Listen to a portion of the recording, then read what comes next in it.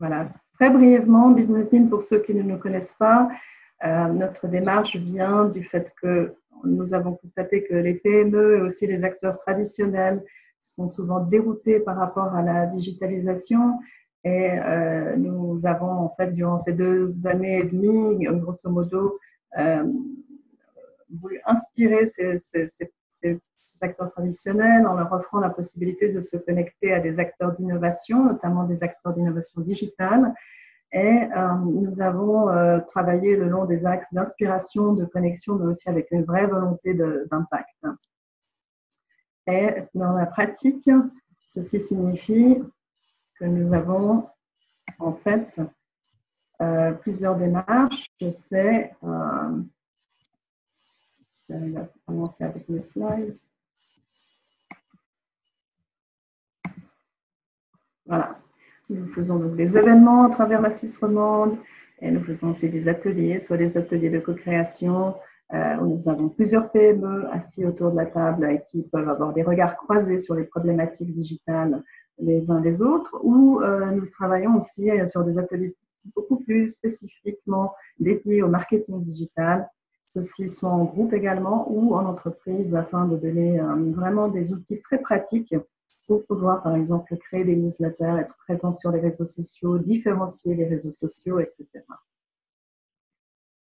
Alors maintenant, on va essayer un exercice que nous n'avons pas encore forcément pratiqué en virtuel. Ceux qui ont déjà assisté à nos événements savent qu'on le fait dans la vraie vie, c'est-à-dire qu'on aime bien que les gens se présentent les uns aux autres, à gauche, à droite, devant. Ici, c'est un petit peu plus complexe, mais on va essayer de créer ce qu'on appelle des chambres virtuelles. Et vous pourrez pendant peut-être 2-3 minutes vous parler entre vous. Voilà, j'espère que le retour n'a pas été trop brutal. Oui, ça va. Vous avez réussi à discuter un tout petit peu? C'est parfait. Oui. Voilà, alors on va rentrer dans le vif du sujet. Donc, on va écouter Romain qui va nous partager son expérience de la crise, du confinement, de l'éloignement, du ralentissement économique. Et ensuite, on passera à la discussion. Donc, la parole est à vous, Romain. Donc, je vais arrêter de partager. Merci. Je vais juste partager mes slides rapidement. Normalement, elles devraient être visibles. Petite confirmation. Oui. C'est tout bon? Juste passer en plein écran. Voilà. Alors, bonjour à toutes et à tous. Je crois déjà reconnaître au moins une personne qui était déjà présente à notre événement à Crans-Montana. Donc, c'est toujours sympa de voir que les informations avaient plu. Et aujourd'hui, on va parler spécifiquement du phygital. Et j'ai proposé de séparer ce mot qui est déjà pas spécialement français en 2 parties avec la partie physique et digitale. Mais pourquoi j'ai mis un plus ou un plus grand que ici? Eh bien, c'est ce que j'aimerais proposer aujourd'hui. J'aimerais proposer qu'il y a des fortes synergies entre le physique et le digital et que si on est dans les 2 mondes, on peut s'en sortir mieux que si on était dans un seul des mondes. Peut-être aussi contrairement à ce qu'on pourrait penser ces temps où le digital est survalorisé et la distanciation physique est d'actualité. Donc, un petit plan pour notre présentation d'aujourd'hui. Ça devrait durer une vingtaine de minutes. Premièrement, je vais rapidement présenter mon profil sous forme de mes paires de lunettes, parce que j'en ai qu'une en réalité, mais dans la pratique, j'ai quand même quelques paires de lunettes différentes. Et c'est avec ces paires de lunettes que je vais essayer de partager ce que j'ai appris ces derniers temps. Ensuite, vous raconter très brièvement la première phase d'urgence, comment dans notre commerce artisanal, on a fait face à la crise, surtout au début. Ensuite, je vais parler de l'adaptation qui était déjà en place passablement avant la crise, mais comment on a utilisé vraiment toutes nos ressources pour faire face au mieux. Je vais exemplifier ça par la campagne de Pâques qui s'est passée pour nous en plein milieu d'une crise, alors que la campagne de Pâques, c'est quand même quelque chose de très conséquent pour notre activité que vous verrez tout à l'heure. Et finalement, on aimerait se pencher sur une réflexion collective pour se demander, voilà, après la crise, on a eu quelques infos du Conseil fédéral hier qui font du bien. Comment est-ce qu'on imagine la suite et comment est-ce qu'on peut essayer de réfléchir au mieux pour s'en sortir au mieux? Donc, très rapidement, ma paire de lunettes. Très officiellement, je suis étudiant à l'HEC de Saint-Gall. Mais vu les circonstances, mes études ont été un petit peu mises en pause et la suite de mon programme devait se faire à Singapour et ça aussi, ça a été passablement compromis. Donc ça, c'est pour la partie très officielle. Ensuite, j'ai un projet qui est On ne peut plus digital, qui est un podcast avec un ami de Saint-Gall d'ailleurs. Ça fait à peu près 100, 102 épisodes qu'on interviewe des experts dans le domaine de l'entrepreneuriat, de la haute performance, et on fait aussi des revues de livres, etc. Et le projet en question aujourd'hui, c'est La Bouche qui rit, une entreprise familiale que j'ai pu cofonder avec mon père il y a de ça 2 ans et demi. Lui, il a 30 ans de boucherie derrière lui et moi, j'ai quelques années de digital derrière moi. Et ensemble, on essaie de faire quelque chose un petit peu d'étonnant. Et pour le moment, eh bien, on s'amuse bien et on essaie de faire face à ce qui nous arrive. Et grâce à ces différentes paires de lunettes, j'aime bien participer à des événements comme ceux de Business In notamment. Donc là, on peut reconnaître le logo de Business In. C'était à Crans-Montana en fin d'année dernière. Et j'aime bien partager cette hiérarchie avec des principes pour commencer, parce que je suis fondamentalement convaincu que si on comprend bien les principes derrière le marketing, derrière le business, etc., on peut les appliquer dans toutes les situations. Et je sais que vous avez des activités diverses et variées, vous n'êtes probablement pas dans la boucherie, mais on va essayer d'être suffisamment universel pour que vous puissiez prendre ces principes et développer vos propres stratégies, alors peut-être aussi co-créer de manière interactive. Et une fois qu'on a ça, on va aller chercher uniquement à ce moment-là des tactiques et des outils à la mode, comme les Facebook, comme les plateformes de solidarité actuelles. Tout ça, pour moi, ça reste des tactiques ou des outils. C'est très bien, mais elles sont à utiliser dans le but final de finalement cette stratégie et ces principes qui sont, eux, à réfléchir, à découvrir et puis à appliquer en premier. Donc, voilà un petit peu la hiérarchie que j'aime bien présenter. Maintenant, pour vous donner un tout petit peu de contexte, je voulais vous présenter rapidement un petit bout de vidéo qui montre notre entreprise familiale quand tout allait bien. Donc, c'est une boucherie traditionnelle dans laquelle on a mis un restaurant. Ça, c'est un des principes importants qu'on verra tout à l'heure, essayer de faire quelque chose d'un petit peu différent. Et je vous partage très rapidement quelques images pour comprendre à quoi ça ressemblait avant.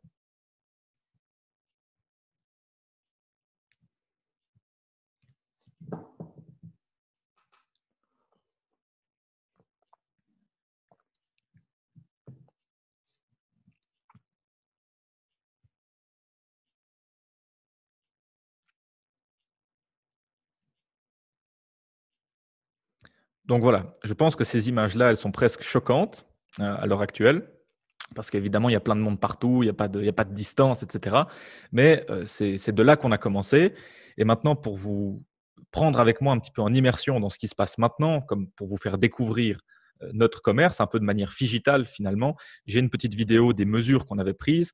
On ne l'a pas publiée pour l'information de nos clients parce qu'elle n'était pas super réussie, mais je vous la partage quand même pour que vous ayez une vue d'ensemble de à quoi ça ressemble maintenant. Voilà, ça, c'est classique.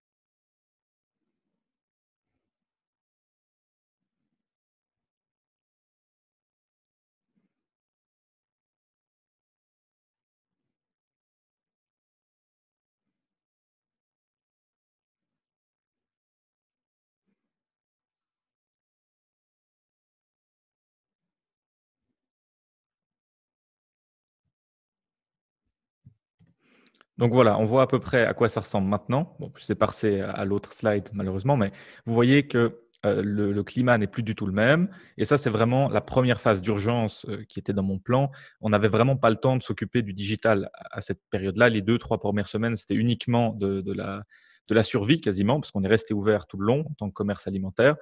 Mais une fois que la phase d'ultime urgence était passée, c'est là qu'on peut commencer à se dire, bah voilà, on a mis des choses en place, on a les plexis, on avait déjà ce système de caméra que je vais expliquer juste un tout petit peu plus tard. Et maintenant, qu'est-ce qu'on en fait? Parce qu'on est quand même dans une ville de Lausanne qui est désertée pour la plupart parce qu'il n'y a pas d'autres magasins, il n'y a plus de transport public à la même fréquence. Donc, qu'est-ce qu'on en fait?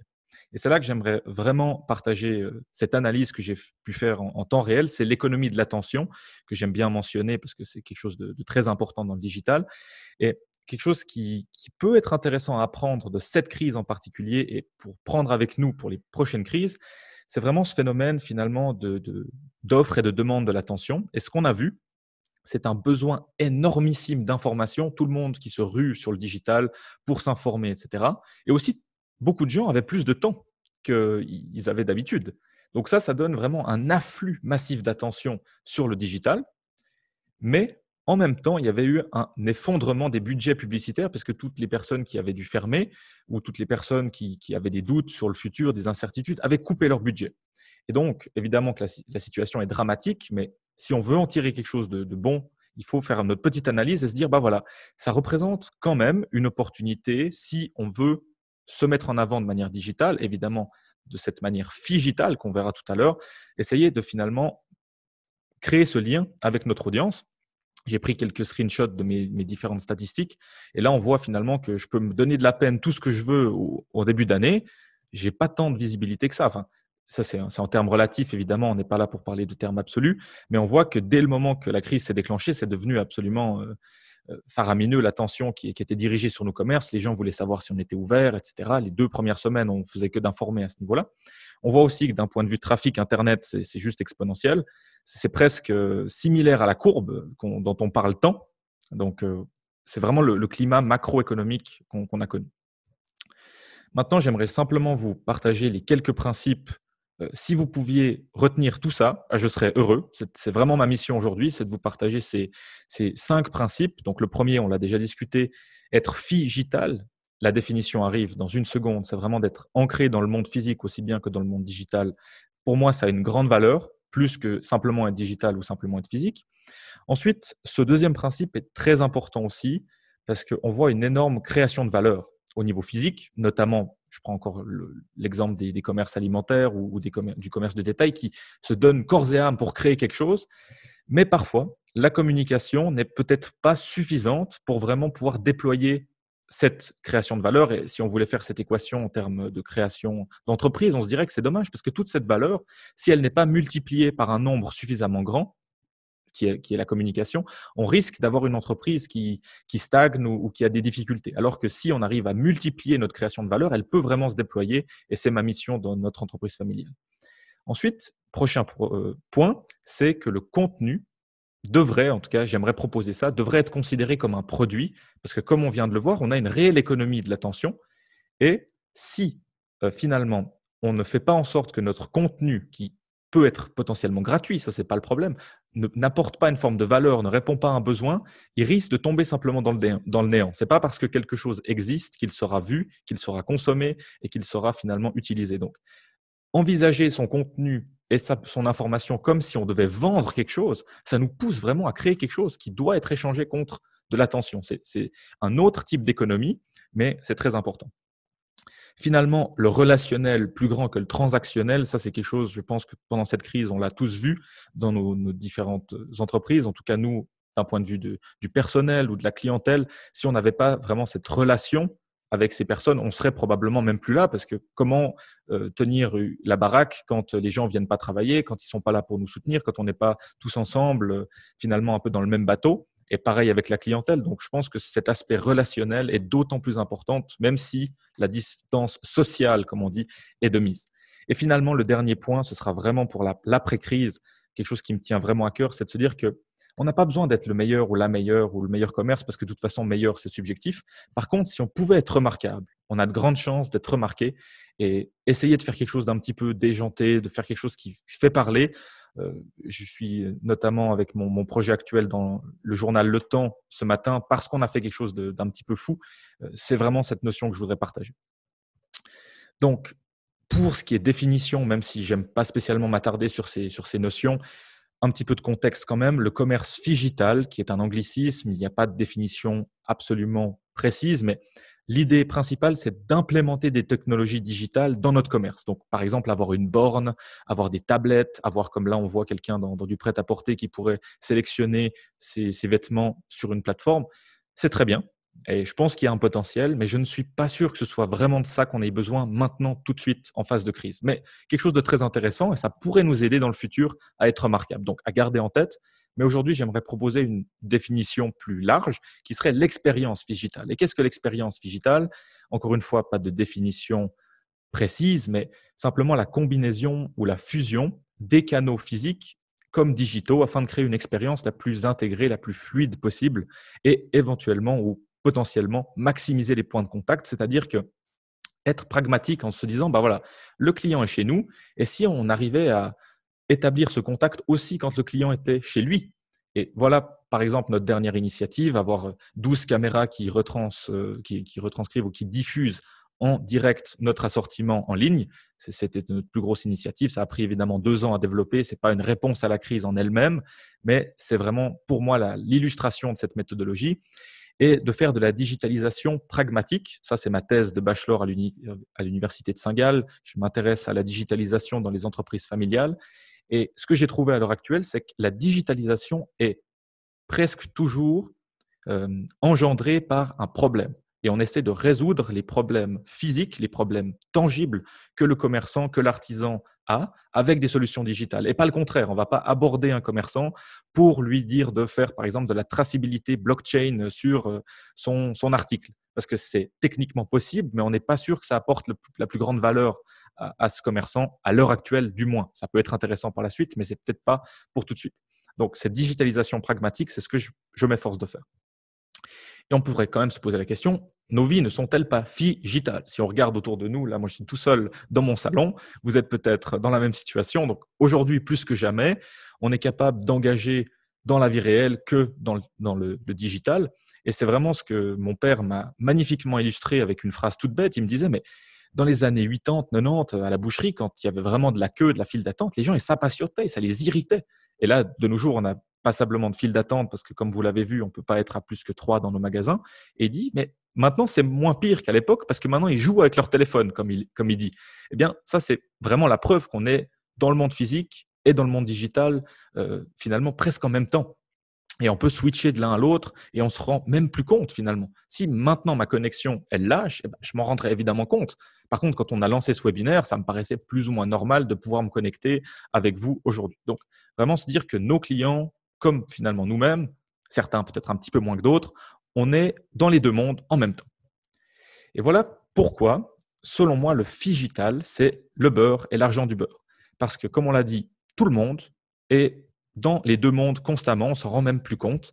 Et c'est pour ça que le multicanal ou l'omnicanal, ça c'est des termes assez à la mode dans le marketing, est devenu si important parce que finalement, on peut suivre les gens partout, qu'ils soient sur leur téléphone, qu'ils soient sur leur ordinateur, qu'ils soient peut-être à la télé, en train de regarder la télé, mais quand ils sont au magasin, ils sont au magasin, ils sont là pour l'interaction sociale. Donc finalement, si on sait se mettre un petit peu partout, on pourrait interagir un petit peu partout.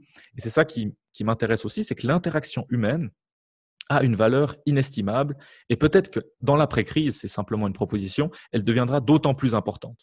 Différemment peut-être, parce qu'il y a 2-3 contraintes en tout cas sur le court terme, mais d'après notre clientèle, surtout âgée, ils meurent d'envie de revenir, de pouvoir interagir. Même on voit au téléphone qu'on a de la peine à raccrocher le téléphone tellement les gens ils ont envie de discuter même en prenant une commande. Donc ça, c'est quelque chose d'intéressant. Et ensuite, le trafic piéton, c'est quelque chose de tout bête qu'on appelle foot traffic en anglais. C'est que quand on a un magasin physique, on n'a pas besoin de payer normalement pour que les gens passent devant le magasin. Alors qu'en ligne, on a besoin de se donner énormément d'efforts pour que les gens viennent sur notre site. Ça s'appelle, c'est le digital traffic, donc le trafic web est beaucoup plus difficile à engendrer, alors que quand on existe simplement dans le monde physique, on a cet avantage d'exister simplement. On pourrait prendre ça pour la norme, mais c'est intéressant parce que par rapport à certains grands acteurs du digital qui n'existent pas, personne ne peut passer devant chez eux. Et c'est peut-être pas pour rien qu'Amazon commence à créer des magasins physiques. Une réflexion peut-être à mener sur ce point-là. Et ensuite, grâce à cette existence et à ce lien social, on a probablement plus de visibilité, on génère plus de confiance et on est plus pertinent dans le monde digital, tout simplement parce que quand je prends une vidéo de mon père, vous l'avez vu, pas très à l'aise sur la dernière vidéo que je vous ai montrée, eh bien quand je mets ça, quand je fais apparaître ce genre d'image sur le téléphone de nos clients qui le connaissent peut-être depuis 30 ans, ces personnes s'arrêtent sur l'image et se disent « Ah mais c'est mon boucher ça !»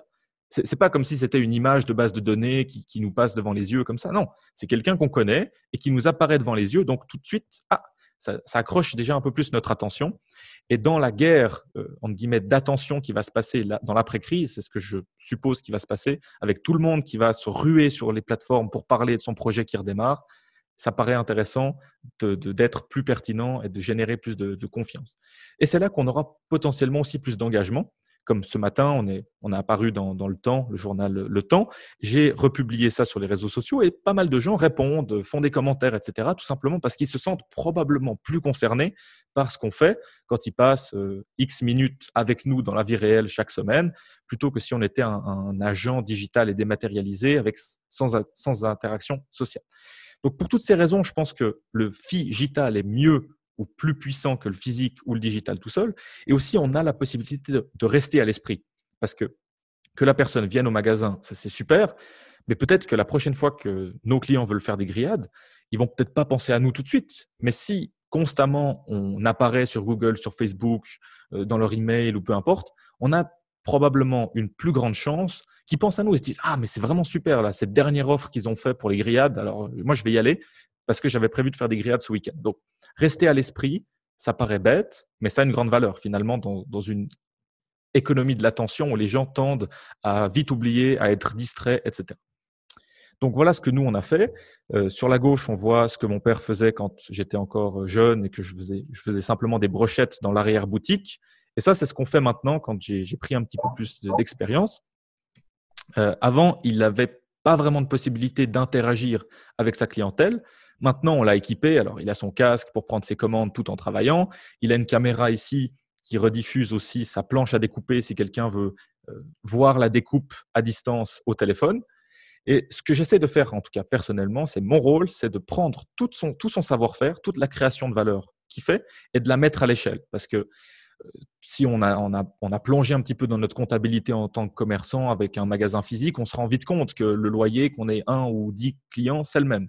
Donc, il y a quand même une forte importance à pouvoir utiliser nos structures et à servir un plus grand nombre de personnes. Ça, c'est simplement, on va dire, mes études de commerce qui me le font dire peut-être, mais c'est très important pour moi de pouvoir prendre son savoir-faire et de le mettre en valeur, et c'est aussi une petite mission personnelle. C'est là où on peut aussi démultiplier les points de contact. Comme je vous l'ai expliqué, on peut aller chercher nos clients, mettre notre vitrine chez eux plutôt que eux venir chez nous. Ça peut paraître assez drôle, mais c'est exactement ce qu'on a fait avec ça. Et finalement aussi générer des données, la possibilité d'emmagasiner une petite liste d'adresses physiques pour les livraisons ou d'adresses digitales par les emails, par la newsletter. Donc, juste générer un petit peu de données. Comme je l'ai montré au début, j'ai cette courbe sur mon site internet qui me fait dire « Ah tiens, c'est pas que mes initiatives de marketeurs qui font venir les gens sur le site, c'est aussi leur propre volonté quand ils ont envie de savoir si on est ouvert ou pas. Je peux pas concurrencer finalement les tendances macroéconomiques et je peux vraiment faire des analyses comme ça. » Donc là, une petite vidéo qui exemplifie notre système, juste pour vous donner une petite, comment dire, un aperçu. Voilà.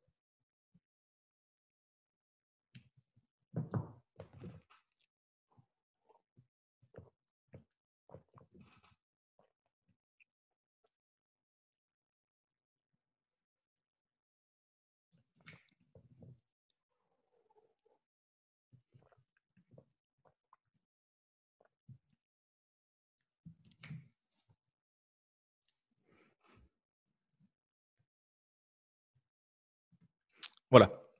Donc ça, c'est… Ah, pardon, ça redémarre. Voilà. Donc ça, c'est ce qu'on a mis en place et c'est ce qui m'aide passablement, il faut le reconnaître, à faire passer notre message parce que vu que ça n'a jamais été fait, c'est plus facile d'en faire parler. Ça, c'est le dernier principe qu'on abordera.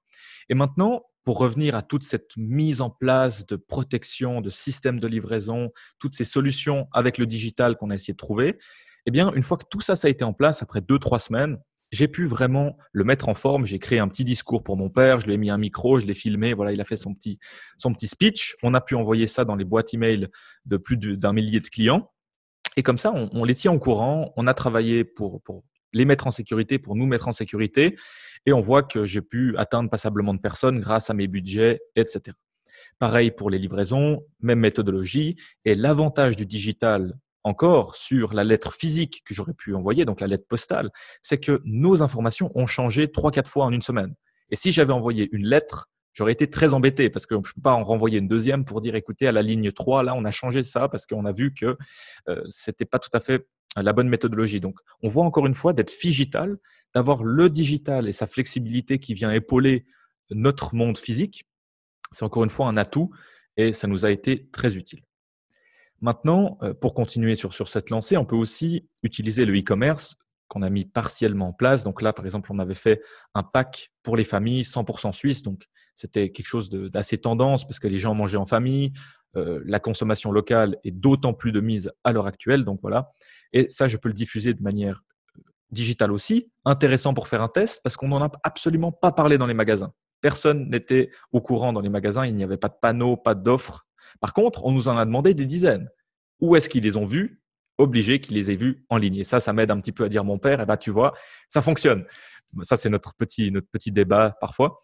Et aussi quelque chose de drôle, c'est que le cornet, en fin de vidéo, a lâché parce que le pack était trop lourd pour le cornet. Donc, après, des clients nous en parlent encore. Ah bah tiens, mettez-moi ça dans un cornet, j'espère qu'il tiendra. Enfin, ça lance toujours un peu ce débat, ce côté relationnel, pour vous montrer peut-être juste la partie drôle quand il explique.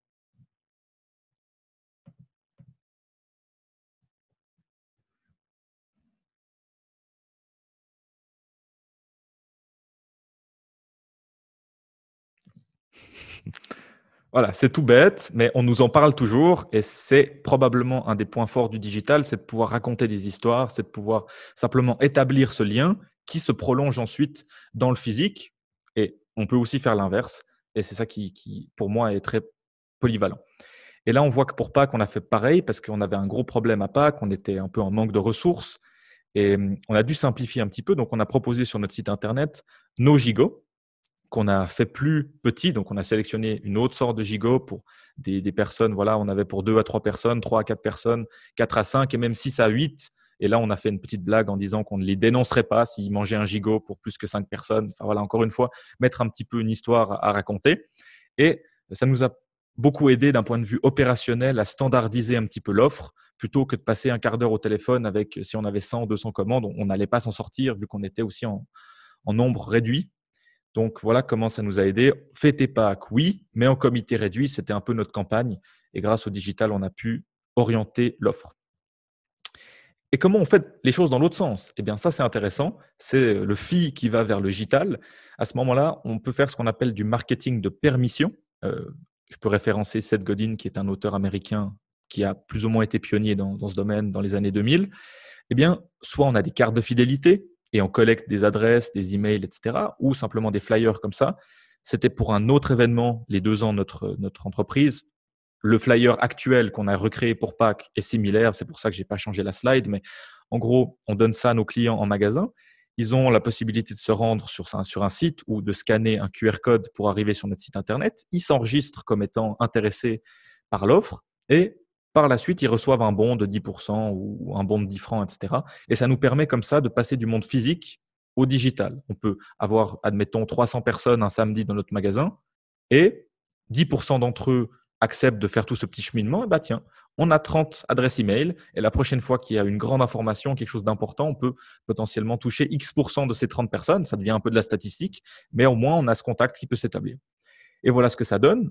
Dernière grosse communication, à peu près un peu plus de 1000 personnes pour dire qu'on restait ouvert. Ça n'allait pas de soi en cette période de début de crise. Et encore une fois, le petit clin d'œil, on a une carte de fidélité dans nos commerces qu'on remplit avec des tampons. Là, je les remplis digitalement avec des merci et je leur fais parvenir ça par email pour les remercier. Par exemple, c'est ce qu'ils recevront normalement en juin. Ceux qui se sont inscrits pendant cette phase de crise, on les remerciera pour leur fidélité, on leur fera un petit clin d'œil en disant que maintenant, ils pourront enfin faire des grillades dignes de ce nom. Et voilà, c'est quelque chose qui sera probablement notre campagne cet été, les grillades, rester en Suisse, dans son jardin, etc. Donc, encore une fois, quand on connaît quelqu'un, quand la relation est déjà existante, que les références communes existent, eh bien, on peut faire plus plaisir aux gens. Et on voit que les taux d'ouverture sont assez conséquents et très rares pour la période qu'on vit actuelle de saturation de l'attention. Et encore une fois, retour au principe, parce que c'est ça la fondation de cette présentation, le relationnel qui est pour moi plus important que le transactionnel. C'est là qu'un Amazon aura beaucoup plus de peine à concurrencer des acteurs comme nous, parce qu'on a toutes ces personnes qui nous connaissent, on les connaît plus ou moins, Et ils peuvent nous faire des blagues, comme ce monsieur qui nous a mis une bonne note sur Facebook en disant qu'heureusement qu'il pouvait venir chez nous, et il nous met une photo de sa côte de bœuf. Et toutes ces personnes qui nous font peut-être référence à leur commande de Pâques par ici. Ou voilà, tous ces gens qui entretiennent le discours, notamment, comme on l'a dit, vu que les gens ont du temps, ils sont sur les plateformes, c'est à nous de tirer parti de ça pour prendre aussi notre temps, ce qui n'est pas toujours facile, mais on s'engage avec eux et on fait du relationnel avant même ou après d'avoir fait du transactionnel. Maintenant, quelles sont les tendances pour la suite? Quelque chose d'intéressant, c'est que j'ai contact avec mon père, évidemment, et heureusement, plus l'adjointe de mon père qui gère notre second magasin, plus nos commerçants voisins. Et de toutes les petites discussions que j'ai pu avoir avec eux en ce début de semaine, il y a un très fort retour à la normale chez nos clients. Ils oublient de se désinfecter les mains, ils entrent à plus que ce qu'on devrait dans les magasins. Donc, on voit déjà que les gens en ont marre. Ils veulent revenir en magasin, ils veulent plus trop être altérés, ils veulent plus trop avoir de contraintes. Minimiser les contraintes, c'est vraiment un point important, surtout qu'on est sur une clientèle qui est plutôt, on va dire, fine food ou haut de gamme dans notre secteur. Donc, les gens, ils n'ont pas l'habitude, ça c'est quelque chose de très flagrant, n'ont pas l'habitude qu'on leur impose des contraintes. Normalement, on est là pour les servir et pas eux pour s'adapter à nos contraintes. Les circonstances sont un peu différentes cette fois, mais il faut aussi tenir ça dans l'équation. Donc, on voit que le retour en magasin et surtout venir voir, venir discuter, ça va devenir important en tout cas. C'est ce que j'ai constaté dans les magasins alimentaires et le contact humain notamment, comme je vous disais au téléphone, on n'arrive plus à raccrocher tellement les gens ils nous expliquent ce qu'ils veulent faire avec le bouli ou ce qu'ils veulent faire avec le ragoût, ils nous expliquent tout ça. Et maintenant, les défis logistiques commencent à refaire surface puisqu'on avait pu organiser un système de tournée tous les soirs. Pendant à peu près 3 heures, on faisait des livraisons, on avait externalisé ce service. Et les gens commencent à se plaindre, entre guillemets, des mêmes problèmes qu'à l'époque. Ah oui, mais moi, je ne suis pas sûr d'être à la maison entre 17h et 20h. Maintenant, il faut me donner une heure précise. Eh bien non, monsieur, malheureusement, on est dans une phase de crise où on ne peut pas se permettre de donner une heure précise, surtout quand on offre la livraison par moment. Donc, des choses à considérer. D'après ce que j'ai entendu, on revient quand même, la tendance revient à la norme. Donc, à nous, en tant que commerçants, de se demander, voilà, qu'est-ce qu'on va en faire de cette nouvelle norme qui sera peut-être une norme, mais différente. C'est des grandes questions, je n'ai pas les réponses, mais c'est ce que je voulais partager avec vous. Et le plus local, alors ça, c'est quelque chose qui, d'un point de vue tendance, devrait être pertinent, mais si on ne joue pas cette carte-là, ça ne va probablement pas se faire tout seul. Donc, j'ai 2-3 projets en cours pour collaborer entre commerçants, des initiatives communes, essayer de faire une vitrine commune. Ça, c'est mes projets actuels, donc je vous les partage par la même occasion. Et les tendances pour le digital, vu que là, on a vu les tendances pour le physique, prise d'habitude, probablement, d'après les contacts que j'ai eus avec les commerçants, on voit qu'il y a de moins en moins de demandes de livraison qui avaient surgi tout d'un coup. Probablement que les gens garderont ça comme carte possible pour eux. S'ils ont tout d'un coup un repas de famille et qu'ils n'ont pas le temps, peut-être qu'ils feront appel à la livraison. Donc, il faudra probablement garder certaines structures, mais le volume et les modalités risquent de changer. La peur, alors ça, c'est une question légitime. Nous, on a un côté restauration. Est-ce qu'on le rouvre? Est-ce qu'on ne le rouvre pas? Grande question. On n'a pas encore pris de décision par rapport à ça. Mais difficile de dire si les gens veulent se ruer comme ils se sont rués au McDonald's ou est-ce qu'ils veulent plutôt rester en retrait et prendre à l'emporter? Grande question que je partage avec vous. Par contre, une chose dont je suis certain, c'est la saturation du marché de l'attention. Et je le vois déjà dans mes statistiques, le prix que ça me coûte pour atteindre 1000 personnes a déjà fortement augmenté. Il n'est pas au niveau d'avant, mais on voit cette tendance où le prix de l'attention commence à réaugmenter. Tout le monde reparle de son projet, tout le monde retourne au travail, tout le monde reparle de tout ça. Donc, il y aura probablement une espèce de chaos, de cacophonie dans le digital, ce qu'on a l'habitude de voir dans le digital, puisque l'offre de contenu est généralement plus importante que la demande de contenu, donc les oreilles et les yeux disponibles. Mais je pense que c'est quelque chose à garder en tête. Et pour la prochaine crise ou la prochaine vague ou la prochaine disruption, comme on dit en semi-français, semi-anglais, j'ai identifié 3 points, 3 C qui me paraissent extrêmement importants. C'est pour ça que je voulais les partager avec vous. C'est déjà le contrôle. Le contrôle parce que, contrairement à d'autres commerçants, je suis un peu comme un consultant digital à l'intérieur de notre entreprise. J'ai accès à toutes les plateformes, j'ai les compétences pour tout faire. C'est pour ça que j'ai mis compétences en bas. Et ça me permet d'être extrêmement réactif, d'informer, d'utiliser le digital et d'avoir simplement le contrôle de mon propre système, contrairement à d'autres personnes qui travaillent peut-être à l'extérieur, etc. Alors maintenant, je suis complètement conscient que ce n'est pas le rôle d'un commerçant traditionnel d'avoir ces compétences, mais c'est là que je suggérerais peut-être d'avoir un partenariat très proche avec quelqu'un qui peut le faire. j'ai une amie, par exemple, qui est fleuriste et moi, je fais tout ça pour elle. Et en pleine phase de crise, quand elle a dû fermer, elle m'appelle un dimanche matin et on fait ce qui doit être fait pour informer. Et ça peut être dangereux de ne pas avoir de contrôle sur ça. Ensuite, la communauté, comme on l'a vu avec le relationnel plus grand que transactionnel, ça paraît tout à fait important. Petit exemple, petite anecdote, on s'est enregistré sur la plateforme Coca, surtout pour donner la possibilité aux gens d'acheter des bons pour revenir à la restauration quand ce sera ouvert dans notre commerce. Et là, à notre grande surprise, des centaines de bons vendus, alors qu'on n'a pas fait vraiment de pub pour ça. C'est vraiment les gens qui nous ont cherchés. Et ça démontre que ce n'est pas nous qui avons poussé notre offre, c'est vraiment eux qui ont voulu nous soutenir. Donc ça démontre une solidarité, une communauté. Et si on a les coordonnées de ces gens, comme je l'ai dit, c'est très utile parce qu'évidemment, les 1000 personnes que j'ai pu contacter, si je devais aller sonner à leur porte, ça aurait été plus compliqué. Et finalement, la créativité et un petit peu de courage par moment, parce que ça n'a pas été facile, mais un peu de créativité, d'essayer de faire quelque chose d'hors du cadre pour essayer de se faire remarquer finalement. Et ça, c'est mon dernier point et peut-être la plus grande leçon que j'en ai tirée ces dernières années, c'est vraiment si on peut faire quelque chose de remarquable, qui est hors norme ou juste différent, ça nous donne une grande chance d'être remarqué et de pouvoir parler de son projet. Et peut-être comme aujourd'hui, là, j'ai la chance d'être dans le temps avec ce projet, finalement, avoir de la visibilité qu'on ne pourrait pas se permettre d'acheter en tant que petit acteur. On n'est pas la COP, on n'est pas d'ENER, on ne peut pas mettre nos collaborateurs à la télé entre la météo et le 19h30. On n'a pas les ressources. Donc, essayer de faire quelque chose de bizarre, d'hors norme pour être remarqué. C'est le livre d'ailleurs qui s'appelle du même nom, La vache pourpre, du même nom que l'image de Seth Godin, qui est quelque chose que je référence toujours dans mes présentations parce que pour moi, c'est le plus grand principe de marketing. On ne pourrait ne pas avoir fait aucune école, pas aucune formation. Si on comprend ça en tant que commerçant, je pense qu'on peut aller très très loin. Et comme inspiration finale, je voulais partager Pascal Meyer, qui est un peu comme une idole suisse pour moi dans ce monde-là.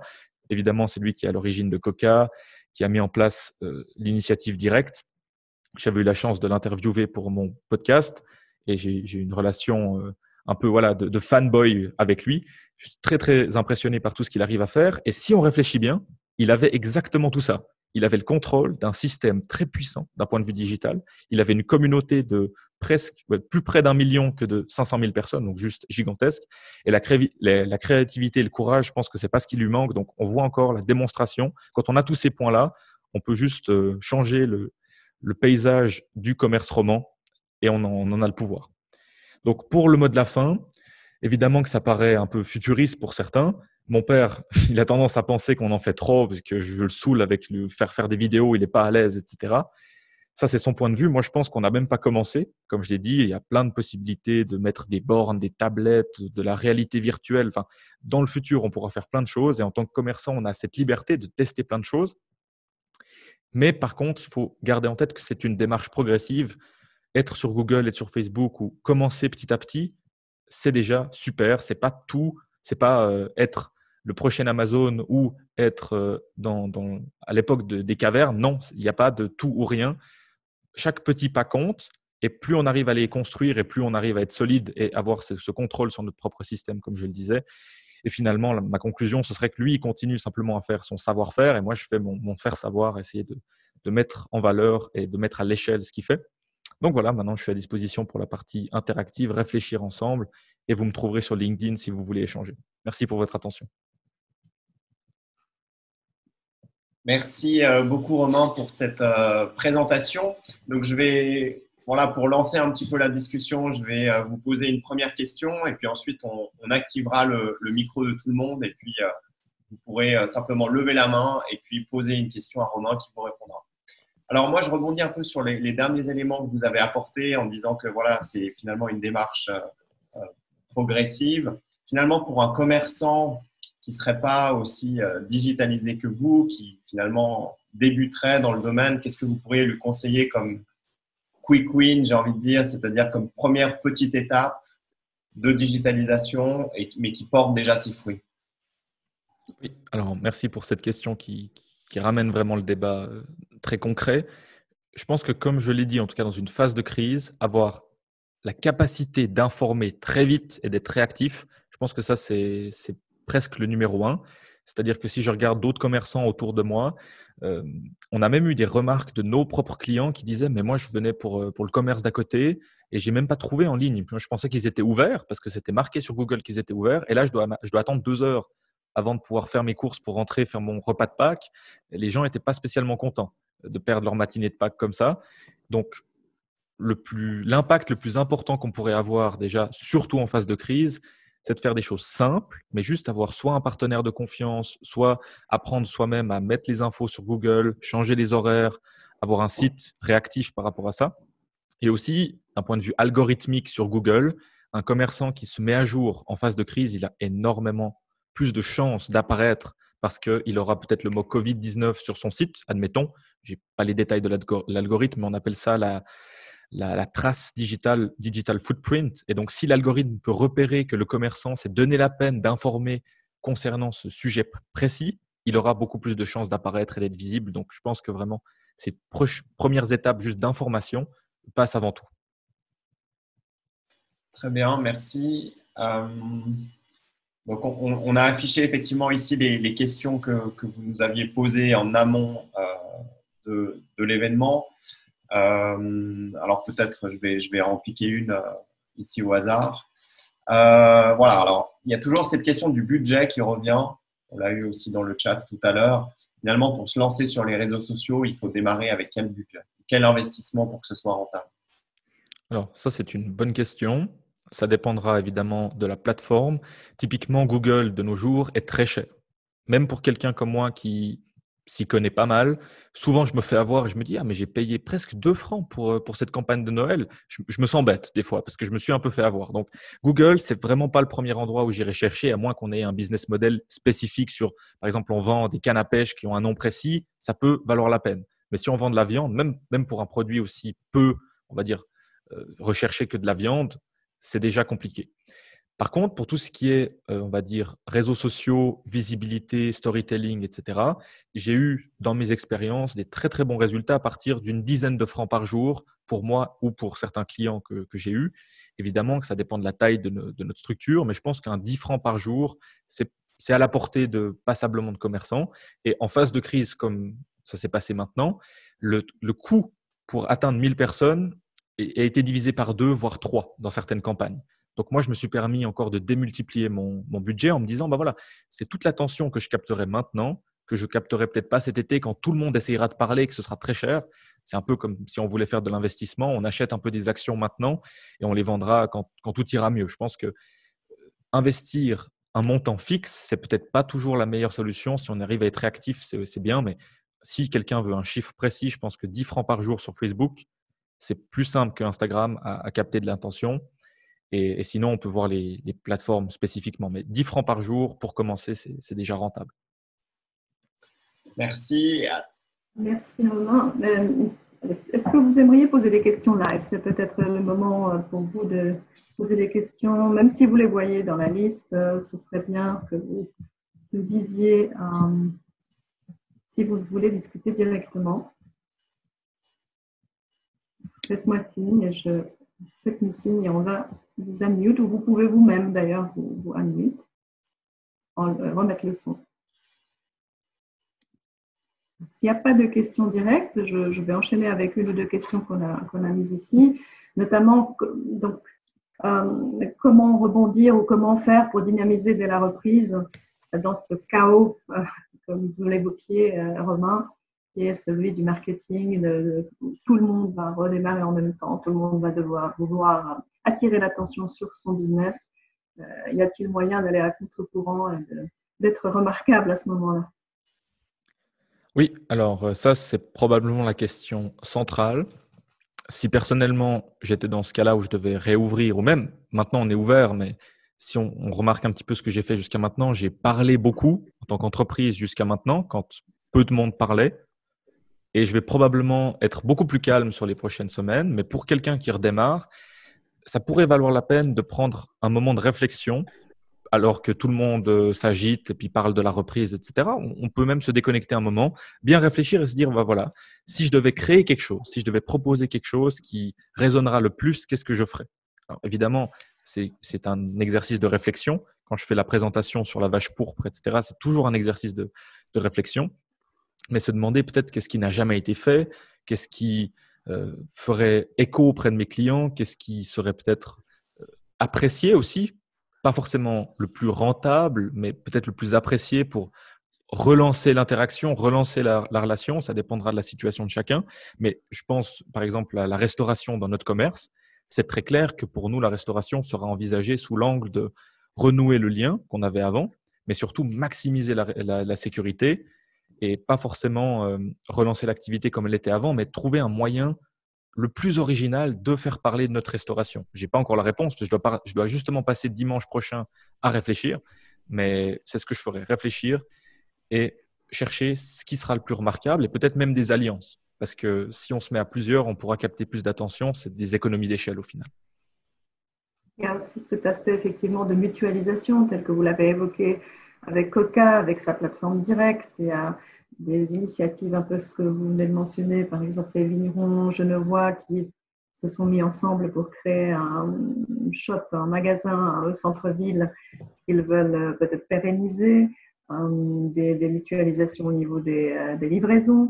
Donc, on voit quand même une floraison d'idées assez créatives qui se mettent en place et qui finalement sont mises en place un petit peu par la force de la situation. Est-ce que, par exemple, les hôteliers, les restaurateurs qui sont vraiment dans une situation compliquée, eux, auraient des petites, comment dirais-je, des petites lumières au bout du tunnel qui leur permettraient de s'accrocher et de vraiment démarrer de manière encore plus forte qu'auparavant, parce que pour eux, c'est vraiment compliqué. Alors, je suis probablement plus à l'aise pour parler de restauration puisque c'est quelque chose qu'on fait, même si c'est une activité annexe. Pour nous, c'est quelque chose qu'on pratique toute l'année normalement. L'emporter, les prestations à l'emporter ont évidemment augmenté puisque les gens ne peuvent plus venir manger chez nous, mais c'est peut-être le moment d'envisager une offre spéciale pour cette période. Typiquement, nous, on a l'habitude de proposer un tartare à 19 francs. Qui est de qualité premium, etc. Vu qu'on peut se permettre avec notre optimisation d'achat, nous, on peut faire un tartare d'extrêmement bonne qualité pour très peu cher. Et c'est typiquement quelque chose sur lequel on risque de capitaliser en cette relance, avoir un menu attractif et puis essayer d'en faire parler le plus possible, vu que pas grand monde fait du tartare au couteau, pas grand monde peut faire ça à ce prix-là, pas grand monde a la renommée qu'on a pour la viande. Donc, on prend ce qu'on a et on fait le maximum avec. Et on pense qu'on pourrait même atteindre d'autres types de clientèle, comme des étudiants, comme des jeunes personnes actives qui ne sont pas forcément les plus ciblées par notre marketing jusqu'à maintenant. Ce n'est pas forcément notre clientèle type. Et essayer d'avoir quelque chose le plus polyvalent possible, qui représente aussi notre identité pour être associé à quelque chose par la suite. Je pense que je n'ai pas de réponse, malheureusement. C'est quelque chose qui m'irrite un peu, mais c'est des pistes de réflexion que j'aurais. Puis pour l'hôtellerie, malheureusement, on ne peut pas prendre de l'hôtellerie à l'emporter. Mais peut-être que des expériences aussi mutualisées avec une expérience plus que simplement un service ou de l'hospitalité. Admettons que vous avez un confrère qui fait des animations dans votre région. Je pense par exemple à des activités sportives qui pourraient reprendre son contact. Est-ce qu'il y aurait peut-être un concept à développer ensemble? Et admettons que ça fonctionne, est-ce que ce ne serait pas quelque chose à développer par la suite? Tout ça, c'est sous forme de questions, évidemment. Je n'ai pas de conseils en tant que tel, mais c'est plus des réflexions à développer dans ce sens-là. Peut-être une question par rapport à la forme du meeting qu'on a aujourd'hui, qui est l'une des dernières questions qui est sur la liste. Quelle est votre habitude de la pratique du webinaire? Est-ce que ça peut faire partie de votre business dans le futur? Ça peut concerner beaucoup de business qui sont présents aujourd'hui. Est-ce que ça change un peu notre manière d'interagir avec les gens? Donc là, vous parlez de mes activités personnelles. Non, je pense que c'est Tiffaine qui a posé cette question. Oui, bonjour tout le monde.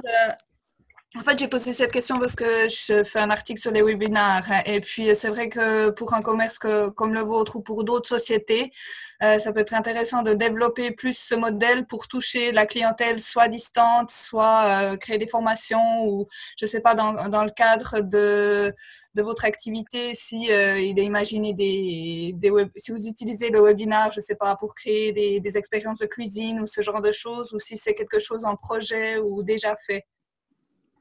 Alors, très intéressante comme question, merci. Je n'avais pas envisagé la chose sous ce point-là parce que j'utilise beaucoup les technologie digitale pour mes projets digitaux comme le podcast, etc. C'est vrai que je n'ai pas spécialement pensé à l'utiliser pour la boucherie en tant que telle. On a ce système de caméra qui, pour moi, est la solution la plus idéale pour montrer ce qu'on fait, mais à plus grande échelle. Par contre, quelque chose que j'avais tout à fait envisagé, c'était de me pencher sur des viandes spécifiques. On a certaines provenances, on a certaines races qui pourraient plaire à des connaisseurs. Et à ce moment-là, un peu comme quelqu'un qui dégusterait du vin ou qui dégusterait un caviar, eh bien, on pourrait déguster de la viande ou faire déguster de la viande à un producteur ou à un boucher, parce que moi, je suis probablement pas le mieux placé pour ça. Et à ce moment-là, on ferait un partage d'expérience et un partage d'expertise. Si on faisait, par exemple, déguster un boucher de la viande japonaise très connue, qui est le Wagyu, qui est quelque chose qu'on commercialise aussi, on pourrait faire une petite analyse en se disant, bah tiens, celui-ci, plus marbré que celui-là, etc. Et ça pourrait plaire aux connaisseurs. Mais après, il faut aussi se dire qu'on est dans un métier extrêmement tangible et que les gens de notre corps de métier sont très peu digitalisés. Donc, si c'est pour avoir 2 personnes, alors que si on faisait un événement au magasin, on aurait 15 bouchers qui seraient heureux de venir boire l'apéro, il faut aussi faire la pesée des intérêts, se dire que le physique aura peut-être la main sur le digital dans certaines industries, mais le digital, encore une fois, rediffuser le meeting à 15 alors que 2 nous regardent, ça pourrait être aussi une piste. Il y avait aussi une suggestion, pourquoi pas donner des recettes en ligne. Je ne sais pas si vous le faites déjà.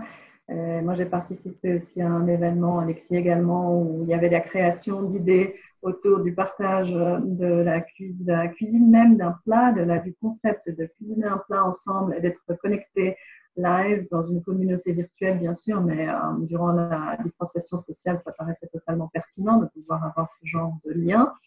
Donc, il y a ce genre d'idées qui fleurissent. Est-ce que c'est quelque chose aussi qui pourrait vous inspirer pour encore diversifier votre offre digitale ou digitale? Oui, alors si je m'imagine faire ça, je trouverais tout de suite des petits problèmes d'un point de vue du bruit.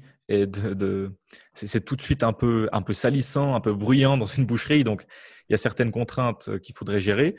Par contre, c'est quelque chose qu'on fait peut-être sous une autre forme. J'ai tendance à filmer la préparation d'un gigot pour Pâques, d'une selle de chevreuil pour la chasse ou d'un chapon pour Noël, un peu pour ces grandes activités.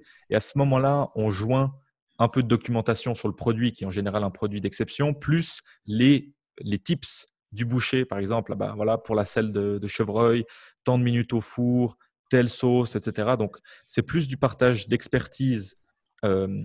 C'est pas du direct parce qu'on fait un petit montage, donc on filme et ensuite on partage. Mais on pourrait imaginer du live. Après, ce qu'il faut se dire, c'est que quand tout le monde aura recommencé sa routine et tout le monde aura encore moins de temps parce que tout le monde devra essayer de rattraper tout ce qu'ils n'ont pas fait alors qu'ils avaient déjà pas de temps avant qu'ils pouvaient faire ce qu'ils devaient faire, je pense qu'on risque aussi de se confronter un peu à cette surcharge d'informations et de contenu. Donc, peut-être qu'il y aurait aussi une approche contre-intuitive et de se dire, bah, en fin d'année 2020, on fait que du physique. Alors, ça paraît contre-intuitif, ce que je suis en train de partager, c'est qu'une piste de réflexion. Mais si on veut être remarquable, encore une fois, est-ce qu'on ne pourrait pas envisager ça? Se dire, bah voilà, tout le monde a été irrité par cette distanciation, est-ce qu'on ne pourrait pas maintenant faire l'inverse? Piste de réflexion que je voudrais partager aussi. Et pour chaque commerce, comme on pourrait envisager dans du prêt-à-porter, faire des tutoriels pendant que les gens peuvent pas vraiment faire des achats, ils pourraient au moins en apprendre sur les habits. Par exemple, moi, je suis concerné avec mes études, je suis souvent obligé d'avoir des costards ou des choses comme ça et je suis très mal à l'aise dans ce genre de circonstances. Si j'avais du temps, je ferais probablement un peu de recherche pour comprendre comment je suis censé m'habiller et ça pourrait être une création de valeur potentielle.